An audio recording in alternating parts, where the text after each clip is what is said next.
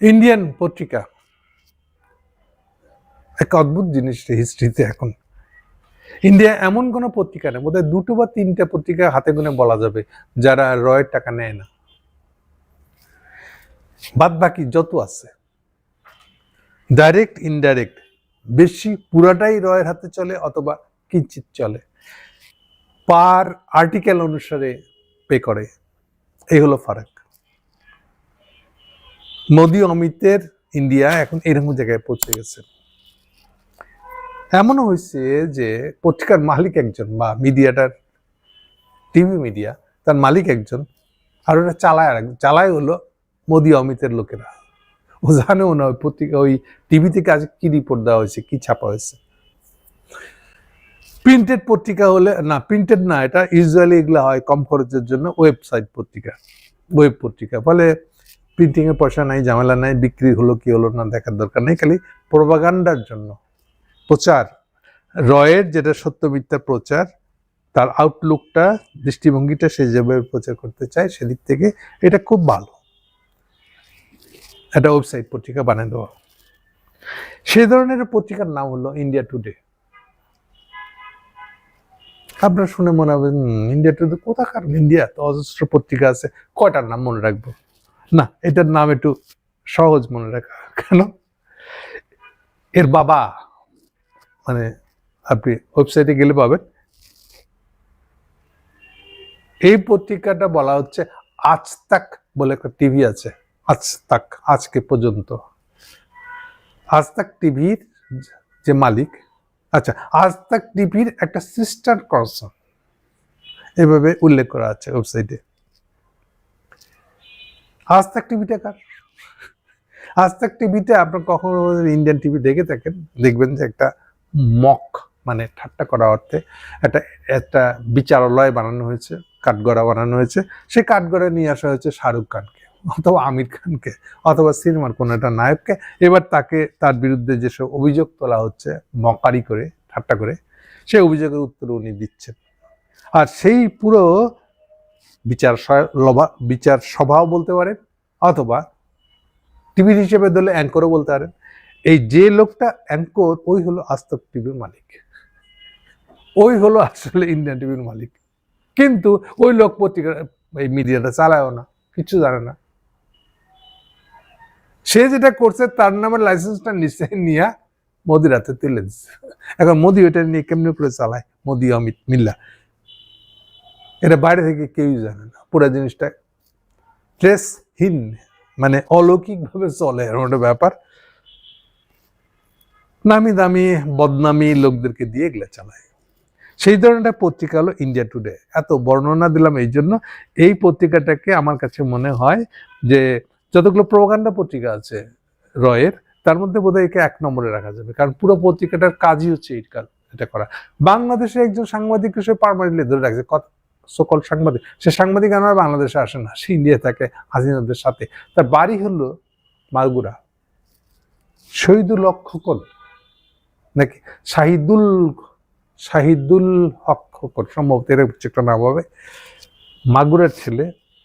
প্রায় ইদানিং তাকে দেখবেন যে ইন্ডিয়ার সেমিনার, মানে ঘরোয়া সেমিনারের মধ্যে সে বিরাট বক্তৃতা দিচ্ছে, পাশে বসে আছে হয়তো আপনার ইন্ডিয়ার প্রাক্তন রাষ্ট্রদূতরা, বিনা সিকরির মতো লোকের জাঁদরেল, মুসলমান বিদ্বেষী লোকজন সেখানে বসে আছে, তাদের সাথে মিলে সে বলতেছে। এবং তার নামে আমার কাছে মনে হয়েছে তার নামে আর্টিকেল ছেপে দেওয়া হয় ইন্ডিয়া টুডে পত্রিকায়, এই শহীদুলের খোকনের নামে। আমার কাছে তাই মনে হয়েছে। ওকে, বর্ণনা শেষ, সাবজেক্টে আসি এখন। আপনারা জানেন এনসিপির সঙ্গে জামাত ইসলামের একটা ইলেকশনে জোট হয়েছে। সেই জোটের কারণে গায়ে চুলকানি উঠে গেছে। 30 জনের প্রায়, কম বেশি হতে পারে। তার ভিতরে বড় সংখ্যক বোধহয় 10 থেকে 15 জন বোধহয় মেয়ে, নারী। এইবার এটা নজরে পড়ছে প্রোপাগান্ডা করার এই ইন্ডিয়া টুডে পত্রিকা। তারা একটা আর্টিকেল লিখছে, খুব মজার আর্টিকেল, হেডলাইনটাই ভারী interesting. Women feel betrayed, deserted Bangladesh's NCP? Did they ignore Jamaat's DNA? নারীরা বিট্রে ফিল করছে এনসিপির উপরে, তাদেরকে একা করে দূরে ঠেলে দেওয়া হয়েছে, বাংলাদেশের এনসিপি তাদেরকে ঠেলে দিয়েছে। কিন্তু এরা কি মানে এনসিপি কি জামাতের ডিএনএর দিকে তাকালো না? ডিএনএ নিয়ে একটু কথা বলতে হবে আপনাদেরকে। ডিএনএ সায়েন্টিফিক টার্ম, যার সার কথা হলো, আমি আগে বলছি আপনাদেরকে জাত কথাটা। জাত, জাতের ইংরেজি বলা হয় রেস, আর সি রেস। জাত বাংলাতে জাত বলতে যা বুঝায়, ইংরেজিতে জাত বলতে দুইটা ওয়ার্ড আছে। একটা হলো রেস, রেস বলতে জাত বুঝায়, আর একটা জাত বুঝায় যেটাকে আমরা আমরা আমরা বলি এথনিসিটি। কোন এথনিক জাত? সহজ করে দিই, এথনিক জাত হলো যখন থেকে মানুষ স্থিত হয়ে বসছে দুনিয়াতে। কোথায়? চাষাবাদ করা শুরু করেছে যখন, ওই জন্য স্থিত হয়ে বসছে বললাম। কারণ এর আগে যেহেতু চাষাবাদ করে না, আল্লাহ দেওয়া গাছের ফল পেরে খায়, বলে কিছুই চাষাবাদ কেন, ফলমূল কোনটা কি লাগায়, তার কোনটা কখন বাড়ে, খাইতে কেমন, এগুলো কিছু জানতো না। সে খালি যেদিক থেকে ফল আছে সেটা খাইতে খাইতে চলে গেছে, এইভাবে সে ঘুরে বেড়ায় খাইতো। এই ছিল দুনিয়া তাদের। আর পরে এই লাস্টের ৬,০০০ বছর গড়ে বলা হয়, আমাদের এই চাষাবাদের জীবন শুরু হয়েছে ৬,০০০ বছর। এটারই শেষ প্রান্তে আমরা এখন আছি। এই সময় থেকে যা যা কিছু, এক সময়ের যে জাতের ধারণাটা, এটা হলো এথনিক জাত। আর ওই যে অরিজিনাল জাত যেটা বলা হতো, যেটাকে বলা হয় ১ মিলিয়ন বছরেরও বেশি হবে বাংলাদেশ দুনিয়াতে মানুষের আগমন, সেই সময়কার মানুষকে জাত বলে ভাগ করা যেত। কেন? এখন ওই জাতটার মানে হলো আপনার ব্লাড। আপনার ব্লাডটা কোন গোত্রের যদি টেস্ট করা হয়, তাহলে বোঝা যাবে যে আপনি ওই যে যাযাবর জাত যখন ছিলাম আমরা, রেস যখন ছিলাম, তখন কোন মানুষ কোথায় উৎপত্তি হয়েছে, ওই ব্লাডের ধরন দেখে বোঝা যেত। সেই জন্য ওটা হলো রেস জাত। এটা হলো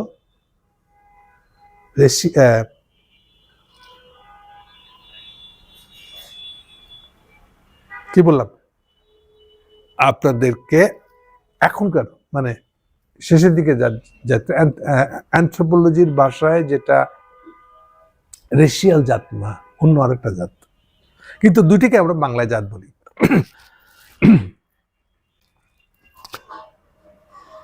যে কথা বলছিলাম, তো ডিএনএ কথা তোলা মানে, এখন আমি সোজা অন্যদিকে চলে যাব, ডিএনএ কথা তোলা মানে মানুষের জাত তুলে কথা বললে যেমন হয়, এটা তাই। কেন কথাটা বলে মানুষ? আমরা অনেক সময় না জেনে বলে ফেলি, পাখি পাখি পাখি, তোদের রক্তে তো, এই যে বলি যখন কাউকে গালি দিয়ে রাগের চোটে বলি, তোদের রক্ত তো পাখি রক্ত আছে, তোদের রক্তের দোষ, এই যে এই টাইপের কথাগুলো বলি, এটা খুবই নিম্নমানের গালাগালি করা, কাউকে নিচা দেখানো। হিটলার এইটা চালু করেছিল, মানে প্রকাশ্যে একটা দেশের রাষ্ট্রপ্রধান এই কথা বলে ইহুদিদেরকে মারছিল। মানে আর্গুমেন্টটা হচ্ছে যে যেহেতু আমি শ্রেষ্ঠ জাত, এই জাত নিয়ে কথা তোলা মানে শ্রেষ্ঠত্ববোধ। আমি যেহেতু তোমার চেয়ে শ্রেষ্ঠ, কাজে আমার জাত শ্রেষ্ঠ। অথবা উল্টাটা, ব্রিটিশরা ইন্ডিয়াতে আসতেছে, আমি তোমাদেরকে শাসন করব, কেন? এটা তো অন্যায়। না না না, আমি তো শ্রেষ্ঠ, আমার জাত শ্রেষ্ঠ, সেই জন্য আমি তোমাদেরকে শাসন করতে আসছি, তোমাদেরকে সভ্যতা শিখাতে আসছি। তো দেখেন, সে জাস্টিফিকেশন বাই করতেছে, যেহেতু সে জাত শ্রেষ্ঠ বলে সে আমাকে শাসন করতে পারে, অথচ সে আসছে আমাকে লুট করতে, আমার সম্পদ কেড়ে নিয়ে চলে যেতে, তার দেশে গিয়ে জমা করতে। অথচ এটাকে সে সাফাই দিতেছে, যেহেতু আমি জাত শ্রেষ্ঠ তোমার চেয়ে। তাহলে জাত শ্রেষ্ঠ ধারণাটা ইউরোপে চরমতম উঠেছিল সেকেন্ড ওয়ার্ল্ডের আগে পর্যন্ত। এইটাই খতম হচ্ছে, সেই সময় একেবারে চলে যায়নি, কিন্তু আমাদের মতন দেশে এদিকে এগুলো একটা রয়ে গেছে। সো এই যে ডিএনএ তুলে কথা বলা মানে হলো, এটা খুব সূক্ষ্ম কারচুপির মতন আর কি। ডিএনএ কথা তুলে বলতেছে জামাতের ডিএনএর কথা কি ওদের খেয়াল নাই? মানে জামাত হলো খুব দূষিত রক্তের লোক। কেন জামাত দূষিত রক্তের? এই জন্য যেহেতু জামাত ধর্মীয় রাজনৈতিক দল। শুনে মনে হলো হতেও পারে। ধর্মীয় রাজনীতি দল না না না রাজনীতির দল মানা তো খুব খারাপ। আচ্ছা ঠিক আছে, মেনে নিলাম। তাহলে মোদি, বিজেপি, আরএসএস এগুলো কি? এটা কি ধর্মীয় রাজনীতির দল? হ্যাঁ, কি আপনারা ডিএনএ বাদীরা বলেন এখন মোদির ডিএনএ টেস্ট করবেন? সাহস আছে? বলেন না। মোদির পয়সায় এই পত্রিকা চালাইতেছেন, মোদির পয়সায় এই প্রপাগান্ডা চালাইতেছেন, হ্যাঁ, আর অন্যের ডিএনএ খোঁজ করেন। মোদির ডিএনএর খবর করতেন যদি, তাহলে বুঝতাম যে আপনারা রিয়েলি দূষিত রক্তের দ্বারা কাছে থাকতে চান না। আপনারা মোদির রক্ত যে দূষিত তা বুঝতেন, কিন্তু না। তাহলে ঘটনাটা কি? তাহলে ঘটনাটা হলো এরা হলো মুসলমান, বাংলাদেশ হলো মুসলমানের দেশ। সো আপনারা মুসলমানকে ঘৃণা করতেছেন, মুসলমানের ডিএনএর দিকে আঙুল তুলতেছেন। নিশ্চয়ই এবার বুঝতে পারতেছেন যে মোদির ঘরে বসে আপনি জামাত ইসলামের ডিএনএ দোষ ধরতেছেন। হ্যাঁ, এটা তো একটা রগরগা ঘৃণা আপনাদের, আর একটা ধর্মের প্রতি ঘৃণা, আর একটা ধর্মের মানুষের প্রতি ঘৃণা। আপনারা প্রত্যেকেই অলরেডি জাতিসংঘের আইন অনুযায়ী আইসিসি কোর্টের যেটাকে বলে যে নির্দেশ অনুসারে আপনারা প্রত্যেকেই তার আইন অনুযায়ী যাবজ্জীবনের সাজাপ্রাপ্ত হবু আসামি। এটা মনে রাখেন, তাহলে বুঝতে পারবেন আপনারা। আচ্ছা, তারপরে আবার আরো অভিযোগ করছে, দেখেন কোত্থেকে মেয়েদের ব্যাপারে তারা খুব মধ্যে একটা সেকশন দলের ভিতরে যায় না, ওদের বোধহয় 214 জনের এক্সিকিউটিভ কমিটি, তার মধ্যে 30 জন এটা বিরোধিতা করছে। হোয়াটএভার, আমি সংখ্যা দিয়ে বিচার করতে যাচ্ছি না, সার কথাটা তারা আপত্তি করেছে। ইন্ডিয়ান প্রোপাগান্ডাটা কাজে লেগেছে আর কি। আমি এই জন্য উল্টা একটা বলি, আসলে দেখেন তো দেখি, জামাতের সাথে জোট করে নাই, নির্বাচনে জোট করে নাই এমন কোন রাজনৈতিক দল আছে? আওয়ামী লীগ করে নাই, হাসিনা করে নাই, বিএনপি করে নাই। এখন আপনাদের বিএনপি জামাতের সাথে জোট করাটা আপনাদের স্বার্থ অনুযায়ী ঠিক মনে হচ্ছে না, করবেন না, কিন্তু সেই জন্য জামাতের গায়ে দোষ চাপাইবেন, বলবেন যে তার ডিএনএর সমস্যা আছে, এটা দিলে হবে? সোজা কথা, এটা নির্বাচনী যে জোট, কেউ তো কারো ইডিওলজি গ্রহণ করে ফেলায় নাই। আপনার ভালো লাগছে, কৌশলগত দিক মনে হয়েছে, নেবেন, না হলে নেবেন না। কিন্তু এইটার সঙ্গে মিলাচ্ছে আপনার কোনো রাজনীতি, ইসলাম কত দু জায়গায় গেছেন আপনি খেয়াল করেন, দেখেন ঘৃণা ছড়ানোর একটা কায়দা বার করছেন আপনি। বলা হচ্ছে জামাত ইসলাম নাকি রেডিক্যাল ইসলামিক দল। আচ্ছা, রেডিক্যাল শব্দের মানে কি? রেডিক্যাল ইসলামিক দল মনে তাদের প্রধান বৈশিষ্ট্য হবে যে তারা সশস্ত্র হবে। ওকে, জামাত ইসলাম সশস্ত্র রাজনৈতিক দল? উত্তর নাই। সোজা হিসাবটা রাখেন, যেই দল ইলেকশনে পার্টিসিপেট করে সেই দল কখনো সশস্ত্র হতে পারবে না, কারণ সশস্ত্র হলে তো প্রথম চোটে কনস্টিটিউশন অনুযায়ী সেই লোকটা রাষ্ট্রদ্রোহিতার মামলা খাবে, এবং অস্ত্রের জন্য সশস্ত্র রাজনৈতিক দল করতে গেলে হলে পরে সেই দলটা রাষ্ট্রদ্রোহিতার মামলা পড়বে, রাষ্ট্রদ্রোহিতার মামলা পড়ে বুঝতে পারেন ফাঁসি হয়ে যাবে। এগুলো এত সিম্পল জিনিস না, আমি ইচ্ছা মতো যাকে খুশি তাকে বললেন, রাষ্ট্রদ্রোহিতার অভিযোগ দিয়ে দিলেন, এটা ব্যাপারটা এত সিম্পল না। যে কোনো সশস্ত্র রাষ্ট্রের বিরুদ্ধে অস্ত্র হাতে তুলে নেওয়া মানেই আপনি ফাঁসির আসামি। এটা শুধু বাংলাদেশে না, সারা দুনিয়াতে যত রাষ্ট্র আছে সব রাষ্ট্রে এই জায়গাটায় কমন। মানেটা হলো আমি রাষ্ট্র করেছি আমার রাষ্ট্রের বিরুদ্ধে, আমার স্বার্থের বিরুদ্ধে, তুমি কোনো সশস্ত্রতা বল প্রয়োগের অস্ত্র হাতে নিলে পরে তুমি ফাঁসির আসামি, এই রাষ্ট্র বলবে ফাঁসির আসামি। ঠিক যেরকম ভাবে 71-এ যারা যারা মুক্তিযুদ্ধ ছিলাম তারা বাংলাদেশের চোখে মুক্তিযোদ্ধা, পাকিস্তানের কনস্টিটিউশনের চোখে তারা প্রত্যেকেই দেশদ্রোহী, রাষ্ট্রদ্রোহী, ফাঁসির আসামি।